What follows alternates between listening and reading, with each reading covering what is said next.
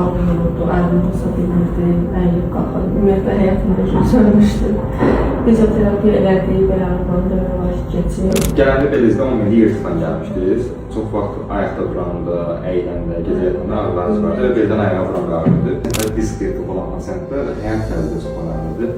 Xanımın uşaq olduğuna görə, çox həmşirdə uşağın qaldığında, işi oturaq olduğuna görə həyat tərzinə yönəlik bəzən belə disk yırtıqları olur ki, böyük ölçüdə və şiddətli şəkildə ayağa əməliyyat demişdilər. Bizə məsələ. Çünki əməliyyat məsləhət görməyimiz nüanslar verildi, əzələ gücünüz yerində idi, əyilib qalxanda, baş barmaqda, topda gəzə bilirdiniz. Bəzən pasiyentlər deyir ki, bəs əməliyyata ehtiyac var. Bəli, ağrıya görə adam əməliyyat istəyir ki, sinirlər düşən kompleks azalsın. Amma göstərici o deyilsə, əzələ gücü, keyləşmələr, ağrının şiddəti o deyilsə, biz çox vaxt onu məsləhət görürük. Bəli, çox vaxt gördüyünüz odur ki, əməliyyat sadəcə ağrı və şeylər aradan qaldır, amma 6 ay sonra, 1 il sonra, 2 il sonra yenə əməliyyat çəkəndə orada disk yırtığı çıxardır. Şöbəmiz haqqında fikriniz nə?